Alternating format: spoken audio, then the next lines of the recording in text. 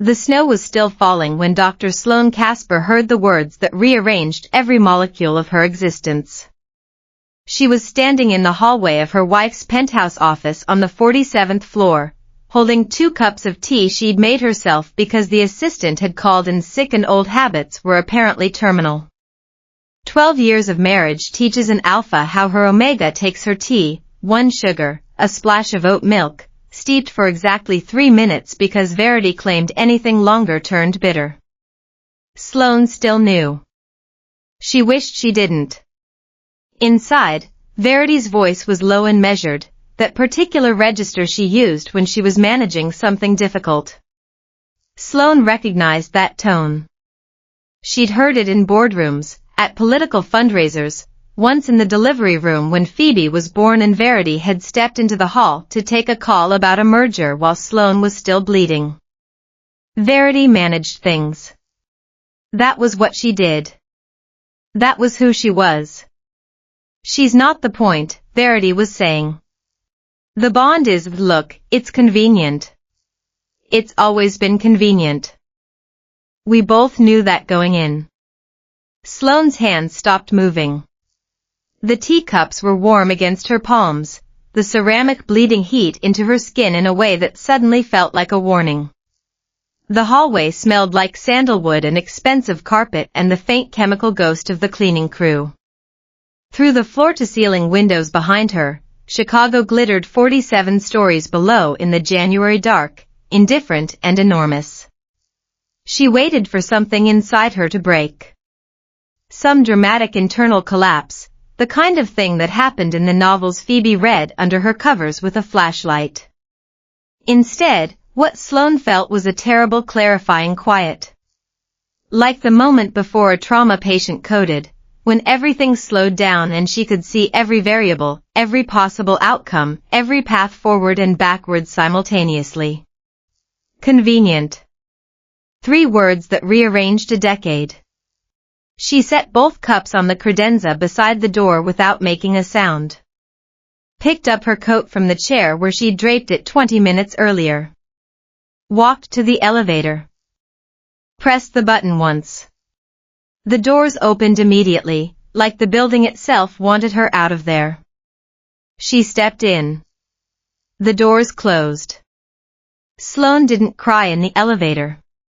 She didn't cry in the underground parking garage, or during the 45-minute drive north through snow-thickened traffic, or when she pulled into the driveway of their Lincoln Park house and sat in the car for 9 minutes watching the light in her daughter's bedroom window. Phoebe was 9.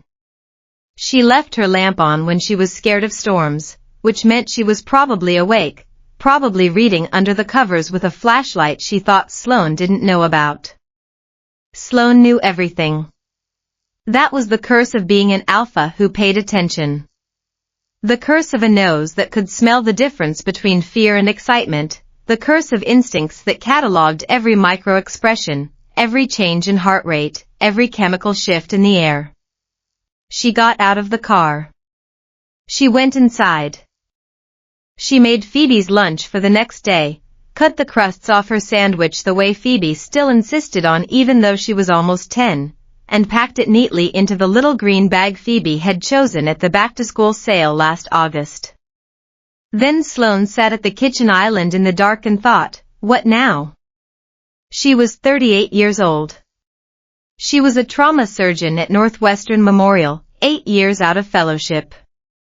Good at her job in the specific way that came from caring too much and sleeping too little and learning early that the worst thing that could happen to a patient was a doctor who'd stopped being afraid of getting it wrong.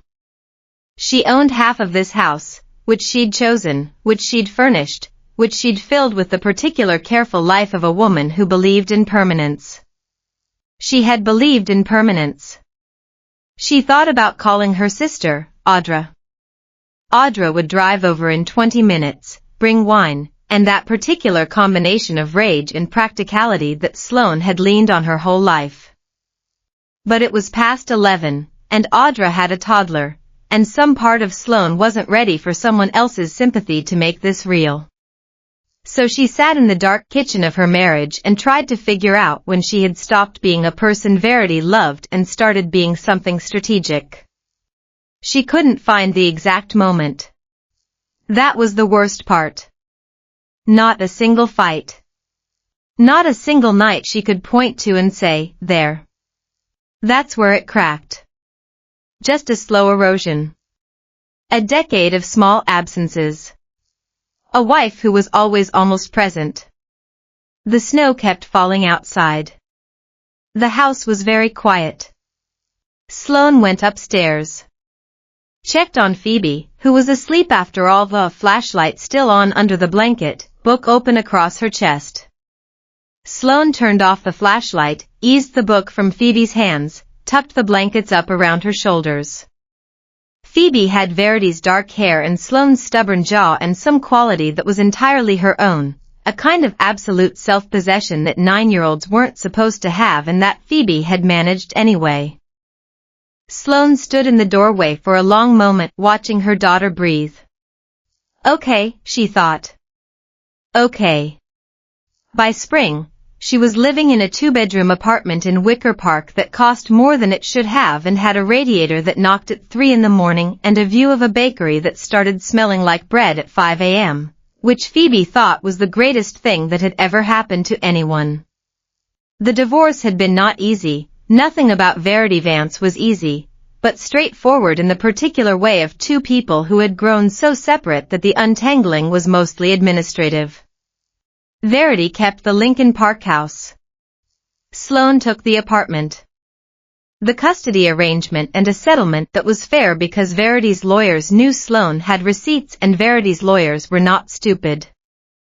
Phoebe spent weekdays with Sloane and weekends with Verity, which Phoebe handled with the same self-possession she'd apparently been born with, and which Sloane handled by filling Phoebe's weekdays with as much warmth as she could manage and her own weekends with extra shifts at the hospital that she didn't strictly need but that kept her from sitting in the quiet apartment thinking about what her life was supposed to look like.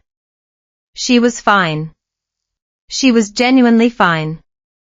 That was what she told Audra and what she told her colleagues and what she told herself on the drives home after overnight shifts when the city was still dark and she was running on coffee and the particular focused exhaustion that left no room for self-pity. The divorce proceedings had been grueling in their own quiet way. Verity's lawyers had tried to argue that Sloane's surgical schedule made her an unfit primary caregiver, a claim so absurd that Sloane's own lawyer had laughed out loud during the deposition. But Sloane had been prepared. She'd kept records of every school pickup, every parent-teacher conference, every bedtime story, every single thing Verity had missed because she was managing something more important. She documented the pattern of absence that had become the wallpaper of their marriage, the slow accumulation of small betrayals that had made her realize she was raising Phoebe essentially alone even when she was technically married. The judge had seen the evidence. The judge had been unimpressed with Verity's arguments.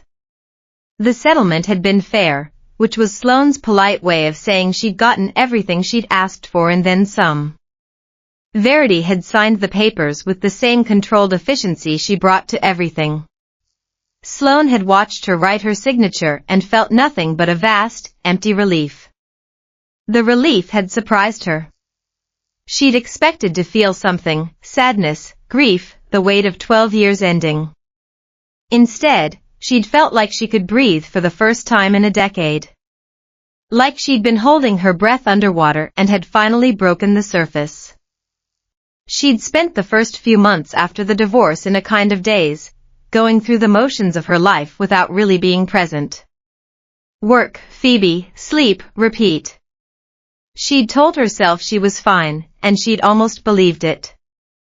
But fine wasn't the same as happy, and she'd known that on some level. She'd just been too tired to do anything about it. The apartment in Wicker Park had been her choice.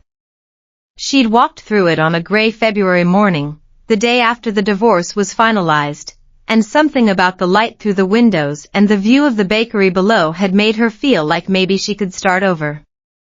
The radiator was loud and the floors creaked and the kitchen was too small, but it was hers. Entirely hers. No one had chosen it for her. No one had managed it into existence. She'd found it herself, signed the lease herself, and that mattered more than she'd expected it to.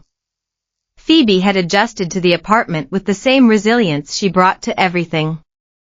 She'd claimed the smaller bedroom and decorated it with her own hand-drawn sea creatures taped to the walls. She'd declared the radiator friendly because it sounded like a monster snoring. She'd made friends with the baker's daughter, a quiet 9-year-old named Alara who helped her mother in the shop on weekends. Phoebe had a gift for finding the good in things, and Sloane loved her for it.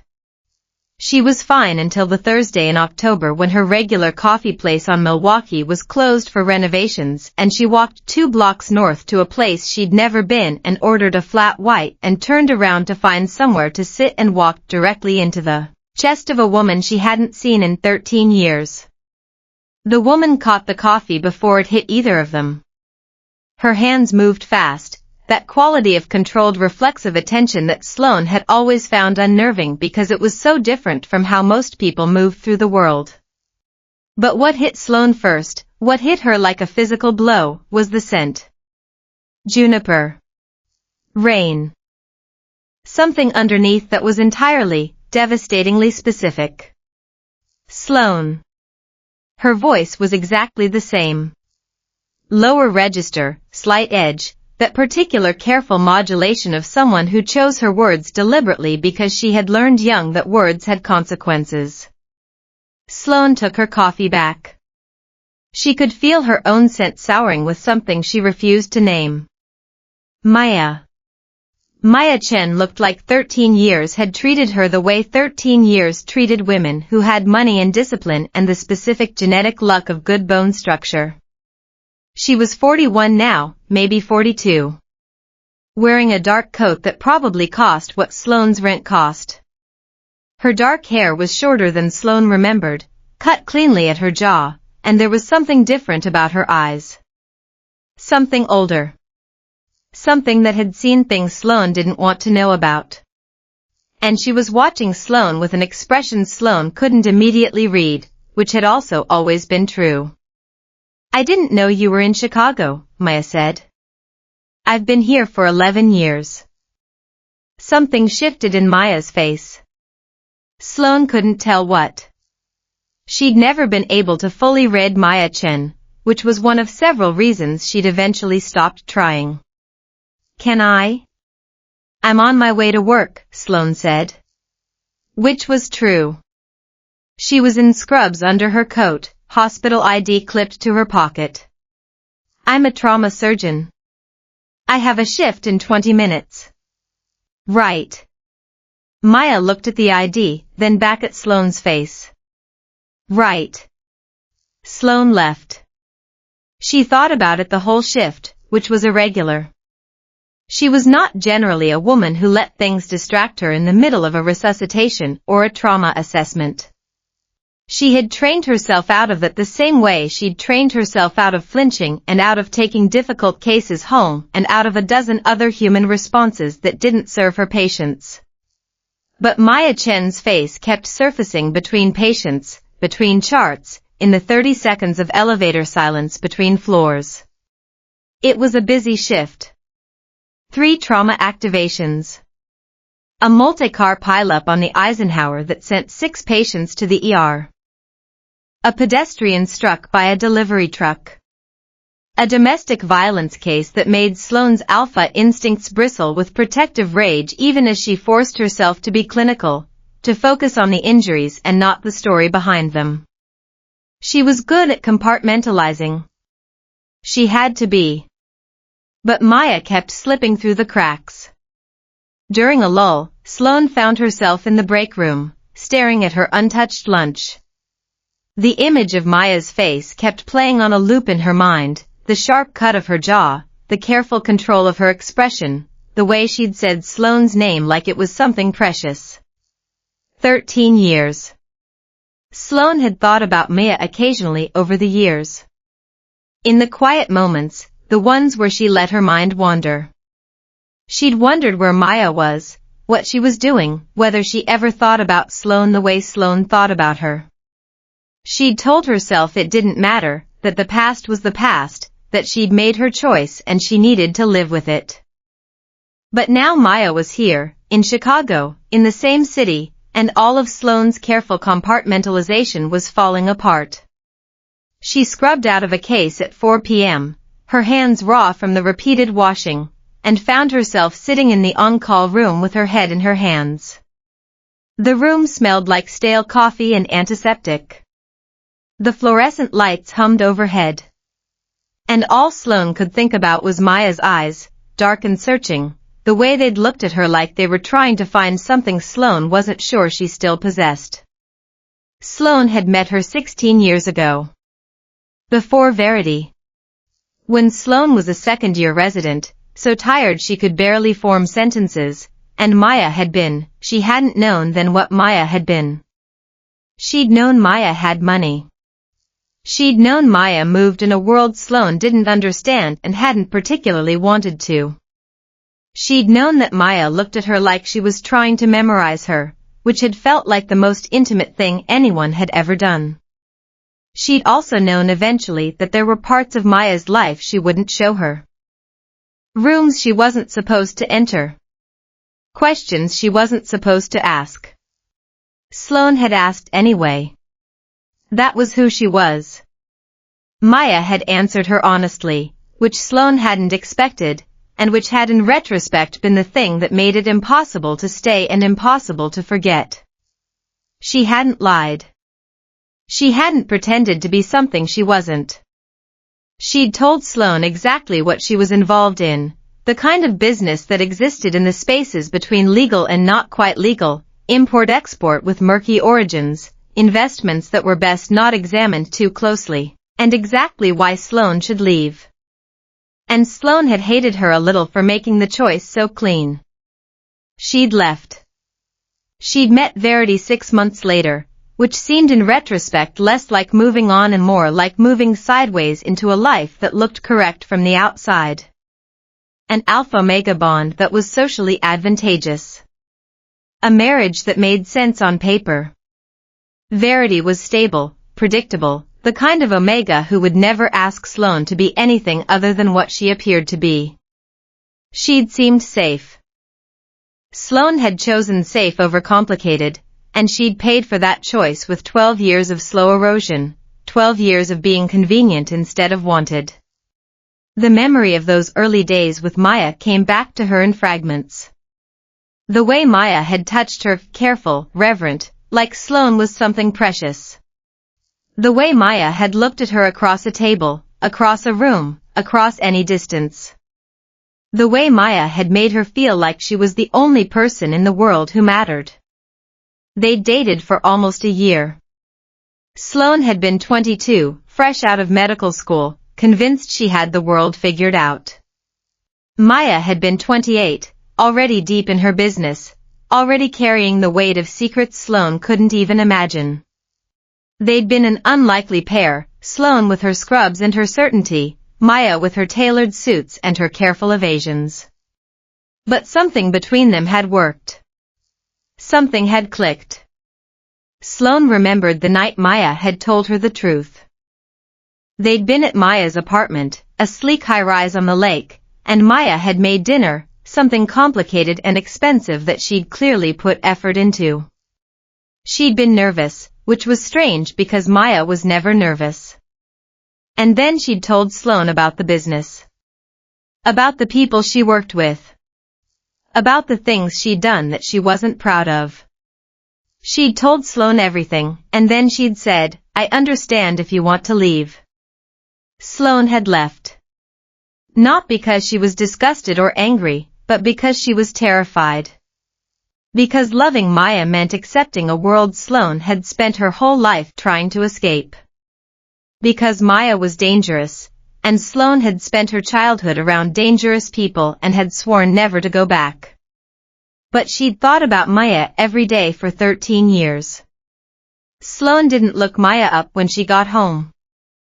She made dinner for Phoebe and helped with homework and read 2 chapters of their current bedtime book and turned off the light and sat in the kitchen with a glass of wine she mostly didn't drink and told herself she was not going to think about Maya Chin anymore. She thought about her for the next 4 days. On Friday, she was scrubbing in for a scheduled surgery when she caught herself thinking about the curve of Maya's smile. On Saturday, she took Phoebe to the park and spent the whole time scanning the crowd for a familiar face she knew she wouldn't find. On Sunday, she almost texted Audra to ask for Maya's contact information, then stopped herself at the last second. She was being ridiculous. She was a grown woman, a trauma surgeon, a mother. She didn't have time for this. She'd moved on. She'd built a new life. She was fine. She was not fine. On Monday, she almost walked into a door because she was thinking about Maya's hands. On Tuesday, she forgot to pick up Phoebe from school because she was lost in a memory of Maya's voice. On Wednesday, she sat in her car in the hospital parking lot for 20 minutes after her shift ended, staring at nothing, trying to figure out why the sight of Maya's face had undone her so completely. On Thursday, she found herself at the coffee shop again. Not intentionally. She'd told herself she was just getting coffee, that it was a coincidence, that she wasn't hoping to run into Maya again. But she knew it was a lie. She'd driven 20 minutes out of her way. She'd chosen a different time than before, hoping the odds would be in her favor. She didn't see Maya. She sat in the corner with her coffee, feeling pathetic and ridiculous, and she didn't see Maya. But the next day, Maya found her. Maya called the hospital, spoke to someone at the admin desk, and left a message asking if Sloan would be willing to meet for coffee. That was it. No explanation, no context. Just a number and a request that somehow managed to be both completely presumptuous and oddly respectful. Sloan called back from her car in the hospital parking garage during a break, because she didn't want to think about it for another 4 days. "You left a message at my hospital," she said when Maya answered. "You walked away before I could give you my number." That was intentional. "I know." A pause. "I'd still like to see you. If you're willing." Sloan looked at the concrete wall of the parking structure. Level 3, Bay 7. One of the fluorescent lights above her was flickering. She'd parked in this bay for 4 years. She knew every crack in the wall. "One coffee," she said. "Not near the hospital." She met Maya Saturday morning at a place on Division Street that she chose herself. Arrived 7 minutes early, the way she arrived everywhere, and ordered before Maya got there so she wouldn't feel like she was being bought anything. Maya walked in at exactly the time they'd agreed, which was something Sloan had half forgotten about her. The punctuality. The quality of her attention. The way she sat down across from Sloan and looked at her like everything else in the room had become background. "You have a daughter," Maya said. Not a question. She'd clearly done some research, which Sloan had expected and which she was not going to let make her feel anything in particular. "Phoebe. She's 9. "And the marriage," Sloan wrapped her hands around her cup. "It's been 10 months. "Divorced?" "Yes." Maya nodded once. Sloan waited. Maya said, "I've been in Seattle for 7 years.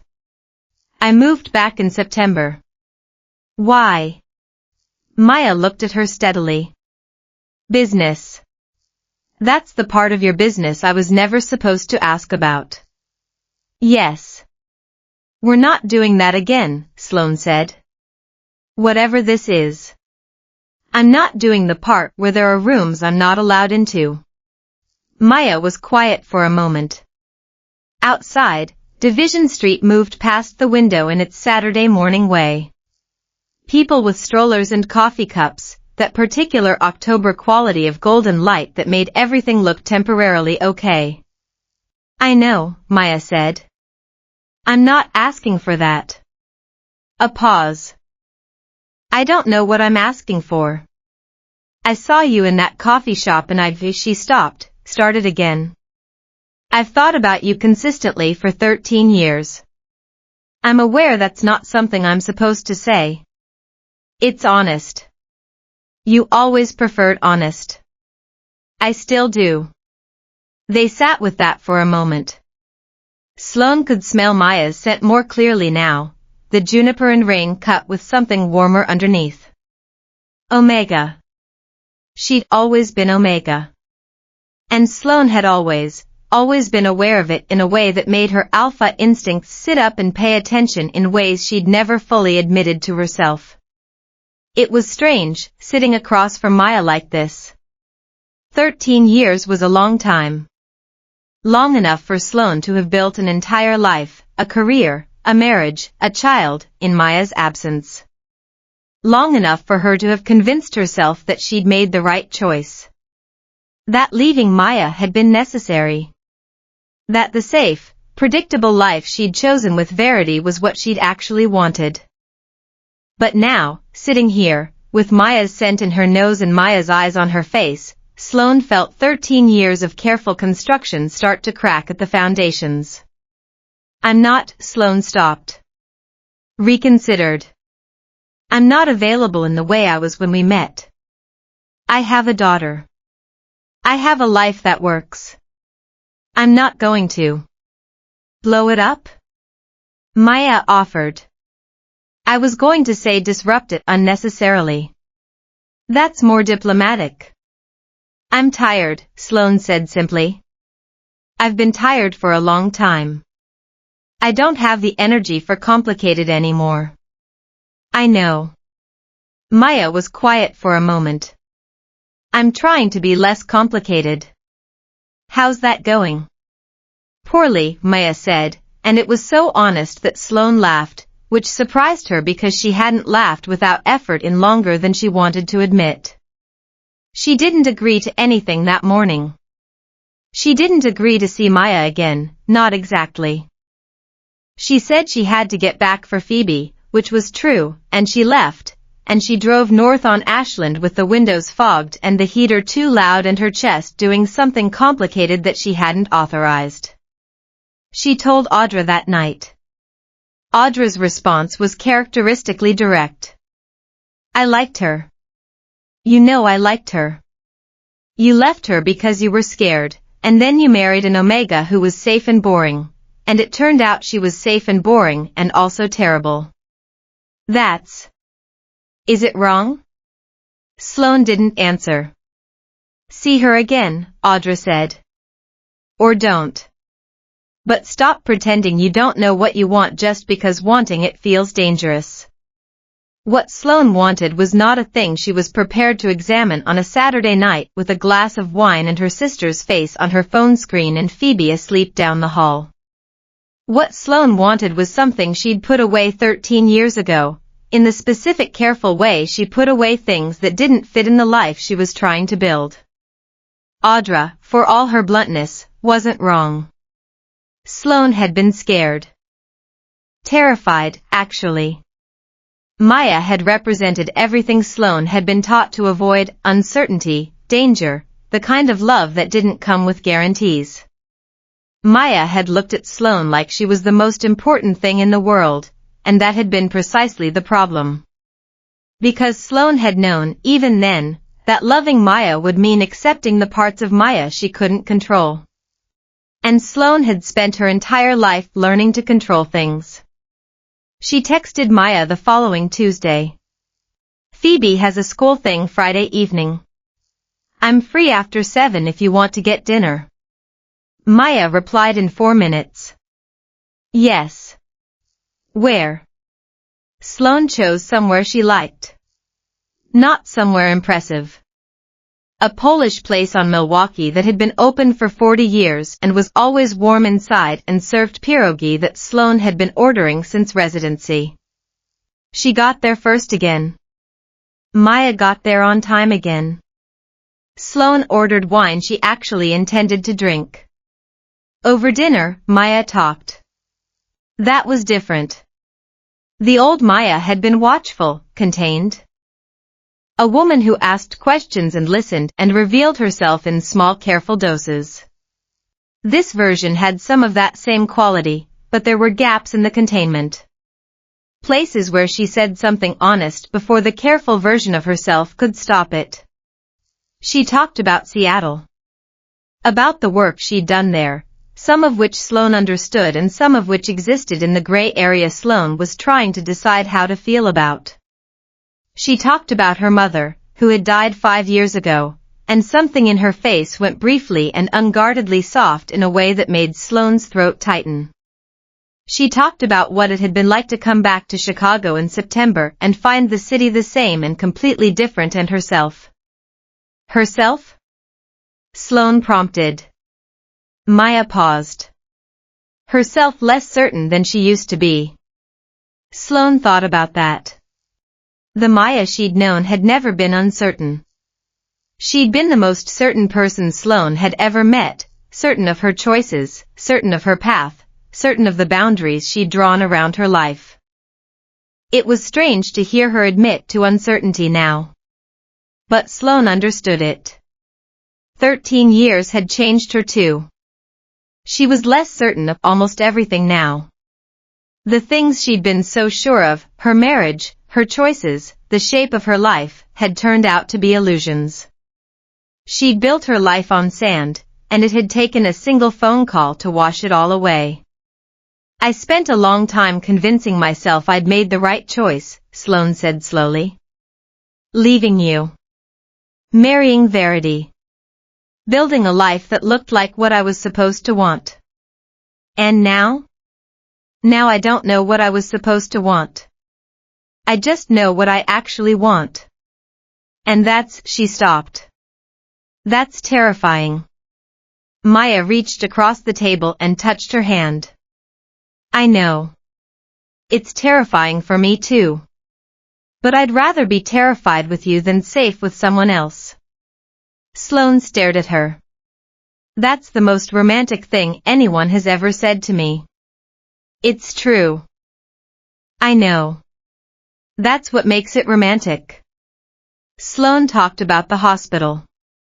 About a patient she'd had last week, a 68-year-old woman who'd come in with chest pain and ended up needing to talk for an hour about her late wife and how Sloane had sat with her for that hour because sometimes what people need is not medicine. It's just someone willing to be present. She talked about Phoebe, who was reading at a 6th grade level and had recently informed Sloane that she wanted to be a marine biologist, which had involved Sloane purchasing 3 library books about marine biology and meaning every word of it. Maya listened the way she'd always listened. Like she was memorizing Sloane. You're a good mother, Maya said. I'm a tired mother. Sloane looked at her whine. I'm a good doctor. I'm getting better at the mother part. You're too hard on yourself.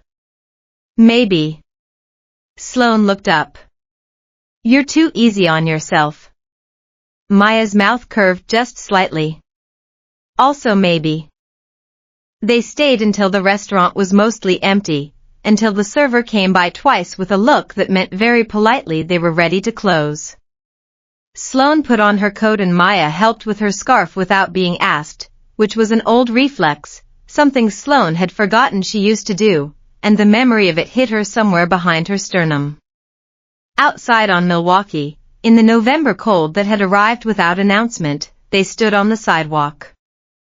I'd like to see you again, Maya said. I know. Is that a yes? Sloane looked at her in the streetlight. Maya's face hadn't gotten easier to look at with time. It's a maybe. I have Phoebe to think about. I have a life that works. I'm not going to disrupt it unnecessarily. That's more diplomatic. I'm not trying to disrupt anything, Maya said quietly. I'm trying to, she stopped, searched for the words. I'm trying to figure out if there's a version of this that works. A version that fits into the life you've built, instead of blowing it up. Sloane studied her. And do you think there is? Maya was quiet for a long moment. I don't know. But I'd like to find out. Sloane took a breath. The cold air burned in her lungs. Okay, she said finally. Okay. We can try. She didn't kiss her. She wasn't ready for that. But something in Maya's face shifted, and Sloane knew she'd understood. November turned into December. Sloane saw Maya, not constantly, not intensely. She didn't have the bandwidth for intense, and Maya seemed to understand that without being told. They had dinner twice. They went for walks along the lake, bundled against the wind, talking about nothing and everything. Sloane found herself laughing more than she had in years. Maya had always been able to make her laugh, even when everything else was complicated. Maya came to the cafe near Sloane's apartment on a Sunday morning and met Phoebe, which Sloane had thought carefully about and decided was okay in the specific low-stakes way of this is someone mom knows, not this is something. Phoebe had looked at Maya with her serious 9-year-old assessment face and then asked her 3 questions about marine biology, apparently testing her, which Maya passed by admitting honestly that she knew very little about marine biology but was willing to learn. What do you do? Phoebe asked, the follow-up question. Maya glanced at Sloane, a quick flicker of something unreadable. I work with imports and exports, she said carefully. I help move things from one place to another. Like a truck driver? Something like that, Maya said, and Sloane had to fight to keep a straight face. Phoebe seemed satisfied with this answer. She went back to her hot chocolate with the air of someone who had conducted a thorough interview and found the candidate acceptable. She seems okay, Phoebe told Sloane later, when Maya had left. Just okay? Phoebe considered. She's pretty. And she was nice to me. And she didn't treat me like a baby. That's high praise. She's not like Mom, Phoebe added, and something in her voice made Sloane's chest tighten. She actually looked at me when I was talking. Sloane knelt down and pulled Phoebe into a hug. I know, sweetheart. I know. The thing that Sloane had not let herself fully acknowledge was that she was happier. Not dramatically. Not the lightning bolt version she'd read about and never fully trusted. But in small daily ways. She laughed more. She felt more like herself inside her own skin. She stopped measuring the emptiness of her apartment against what it should have been and started noticing what it actually was, which was warm and hers and smelling of Phoebe's shampoo and sometimes of bread from the bakery downstairs. She also noticed the way Maya's scent changed when she was near Sloane. The juniper and rain deepening, warming, taking on an undertone that Sloane's alpha instincts recognized on a primal level. Maya wanted her. She could smell it, taste it in the air between them. And she wanted Maya back, with a ferocity that scared her sometimes. They hadn't touched beyond the occasional brush of hands. Sloane wasn't ready. She needed to be sure. And Maya, to her credit, hadn't pushed. But there were moments when Sloane caught herself staring at Maya's mouth, wondering what it would feel like to kiss her again. Wondering if it would feel the same as it had 13 years ago, or if time had changed that too. She was afraid to find out. Afraid that it would be better than she remembered, and that would make everything harder.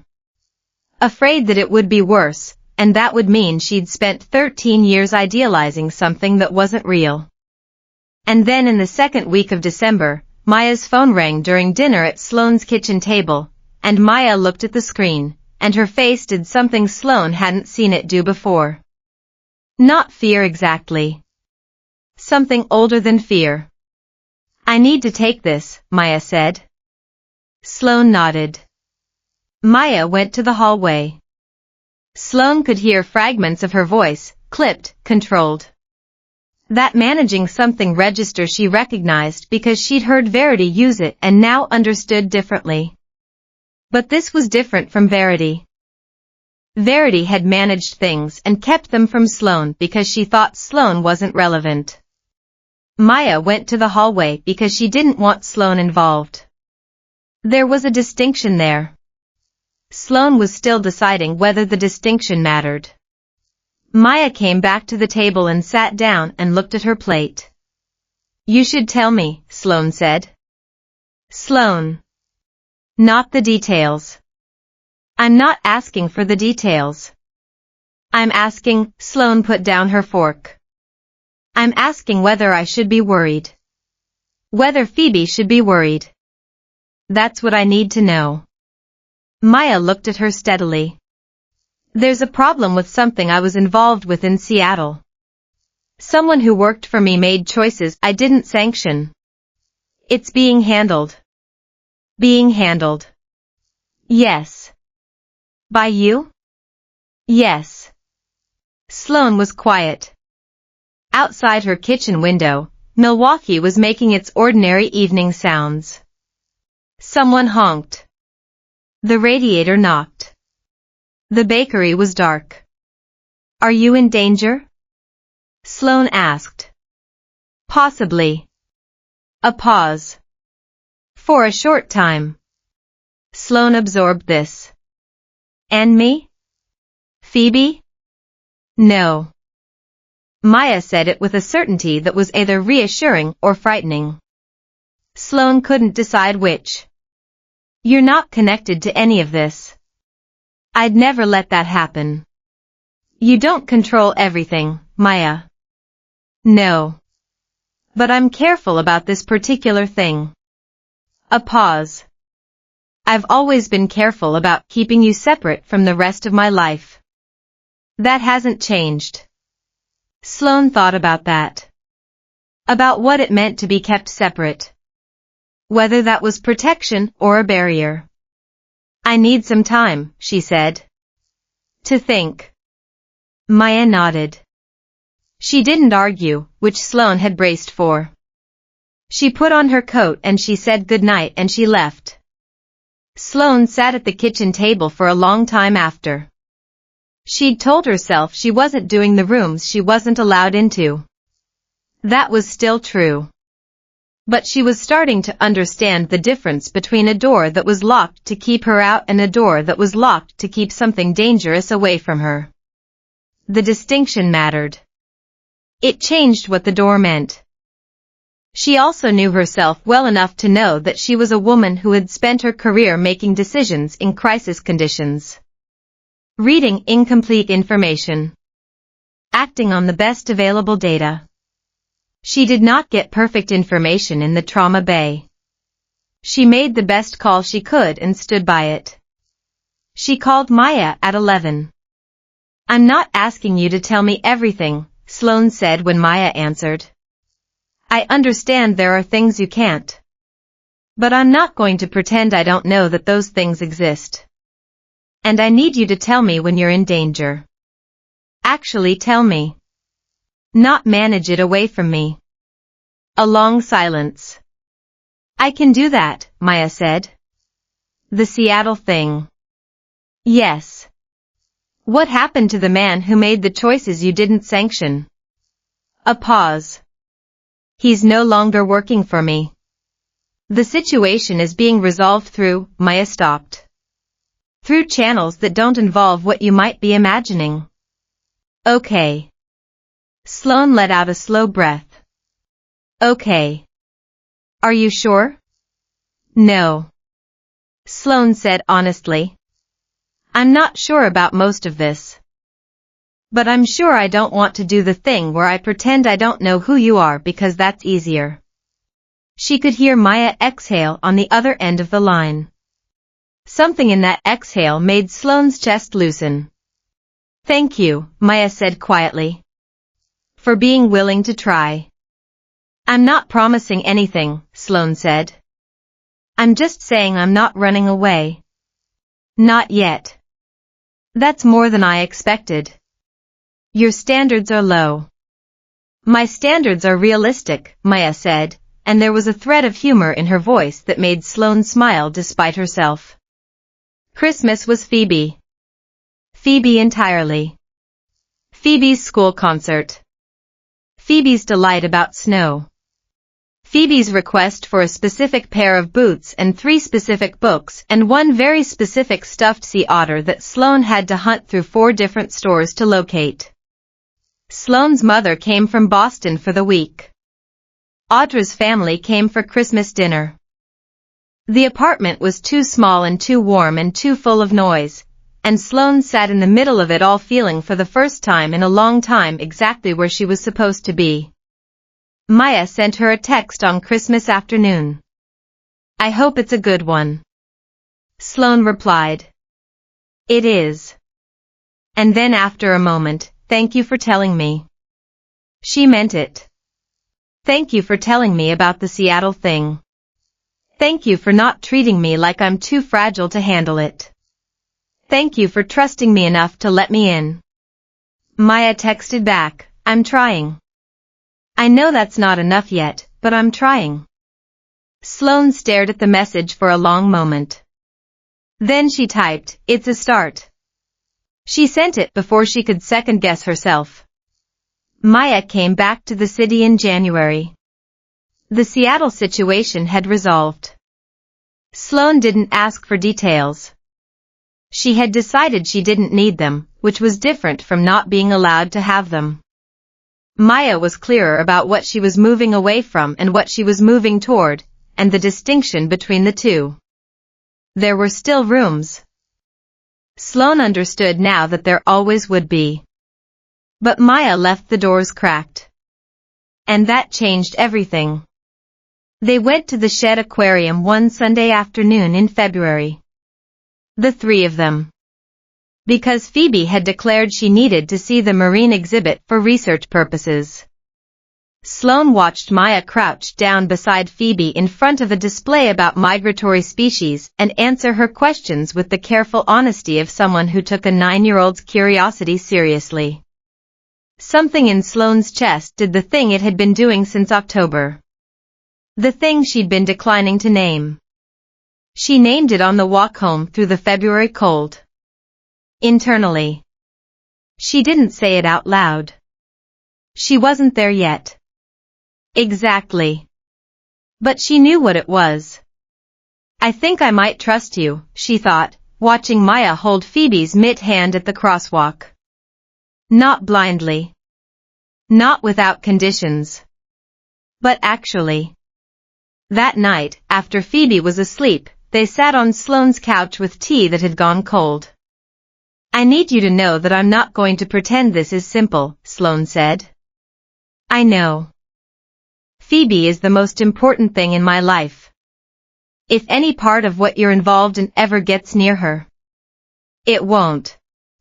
You can't promise that with certainty. No. Maya met her eyes. But I can promise that protecting her is something I would treat as seriously as anything I've ever done. And I don't treat things carelessly. Sloane knew that. It was one of the things that had always been true about Maya. Even when the things she was careful about were not the things Sloane would have chosen. I'm also not going to lose myself in this, Sloane said. I did that once. I was careful and considered and I still ended up in a marriage where I mattered strategically. I'm not doing that again. I know. Say something that isn't I know. Maya looked at her. In the lamplight of Sloane's little Wicker Park apartment with its knocking radiator and its view of the dark bakery, Maya Chen looked at her the way she'd always looked at her. Like Sloane was the thing in the room worth paying attention to. I thought about you for 13 years, Maya said. Not because you were convenient or useful or strategic. Because you are the most genuinely yourself person I've ever met. And she stopped. That's not something you find twice. The radiator knocked. Sloane put down her cold tea. Okay, she said. Okay? Okay. I'm not saying I'm all in. I'm not saying there aren't going to be moments when I freak out and need space. But I'm saying I'm willing to try. Really try. Not just, she gestured vaguely. Not just going through the motions. Maya reached out and took her hand. Sloane let her. Thank you, Maya said quietly. I'm not doing it for you, Sloane said, but there was no heat in it. I'm doing it for me. Because I'm tired of being scared of wanting things. Maya smiled, a small genuine thing that reached her eyes. That's fair. They sat in silence for a moment, hands intertwined. Sloane could feel Maya's pulse through her wrist, steady and calm. She could smell Maya's scent, soft now, relaxed. No fear. No anxiety. Just Maya, being present. It was strange, how easy this was. How natural. Sloane had spent 13 years convincing herself that Maya was dangerous, that loving her would destroy everything Sloane had built. And maybe it would. Maybe it already was. But sitting here, holding Maya's hand, Sloane couldn't bring herself to care. Spring came in the slow Chicago way. Reluctant, and then suddenly insistent.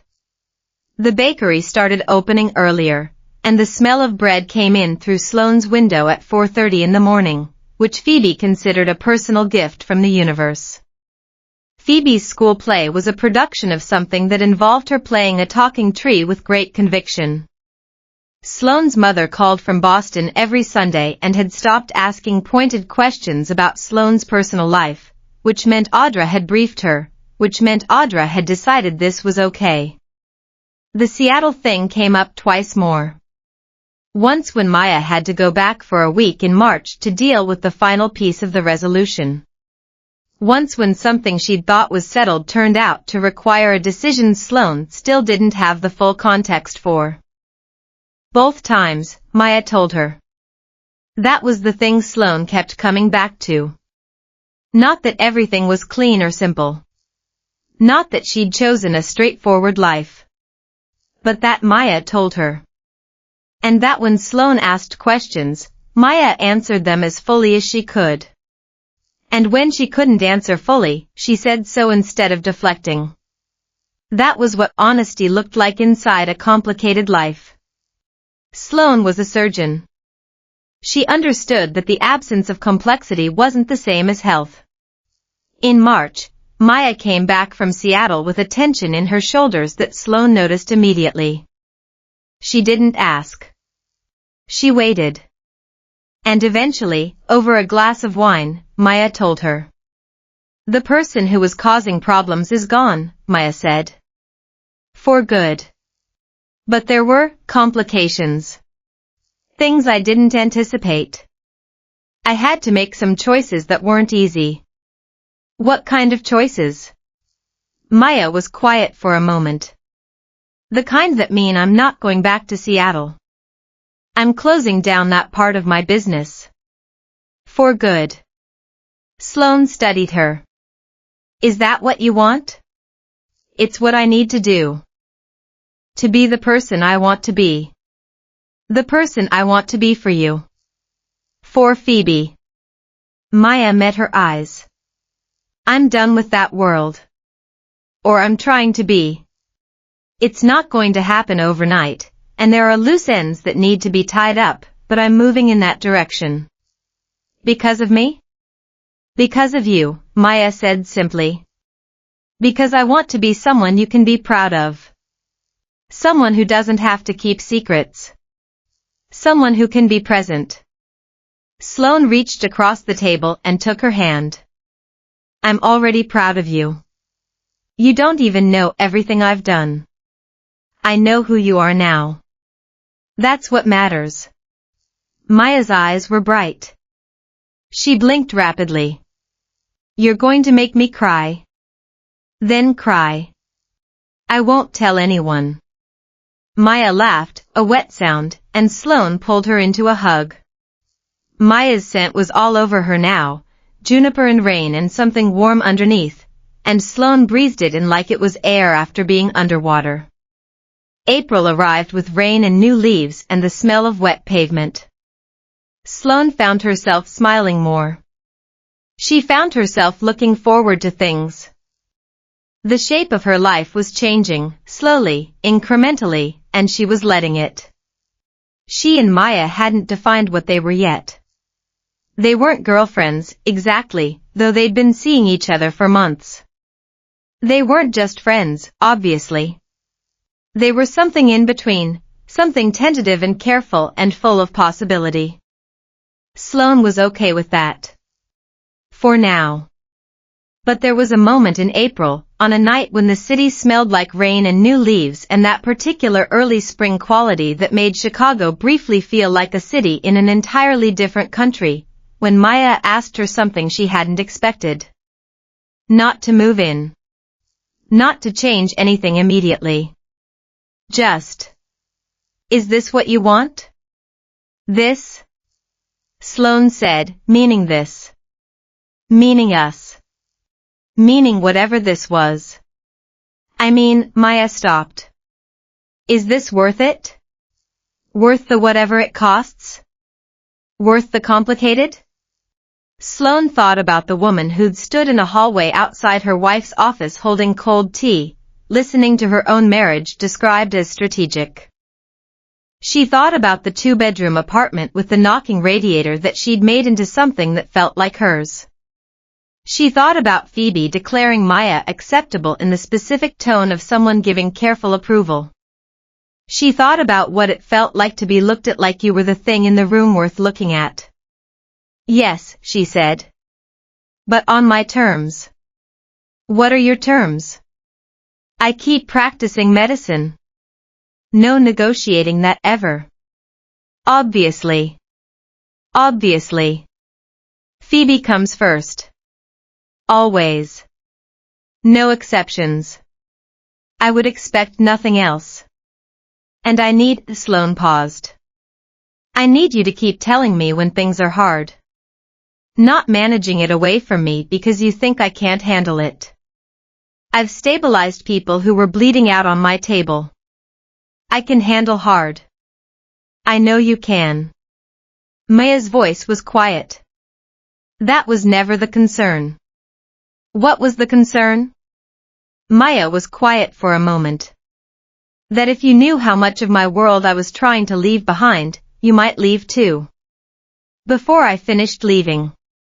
Sloane let that settle. Are you finished? Almost. Then keep going. Sloane said. And tell me when it's done. The bakery downstairs started its first deliveries at 5:15. Sloane knew this the way she knew the pattern of the radiator and the quality of the light in February versus April and the exact sound of Phoebe's feet on the floor when she was sneaking to the kitchen for a glass of water at midnight. She knew the shape of her own life. It was not the life she'd planned. It was messier than that, and harder, and full of questions that didn't have clean answers. And a woman who came with a past that Sloane was choosing to stand beside rather than in front of or behind. But it was real. And chosen. And hers. She stood at her kitchen window the morning after, watching the first deliveries arrive, watching the city wake up the way it did every morning regardless of what had happened the night before. She thought about the scent of juniper and rain. She thought about the way Maya had looked at her across a coffee shop, across a dinner table, across her daughter's head at the aquarium. She thought about the weight of wanting something she'd been afraid to want for 13 years. And she thought that maybe this was what it looked like to stop surviving and start actually living. Not the dramatic version. Not the version that felt like a revelation. Just the quiet ordinary version where you made your coffee and packed your daughter's lunch and went to work and came home and built something true out of whatever materials you had. Imperfect materials. Complicated woman. Slightly too loud radiator. Enough. More than enough. It was hers.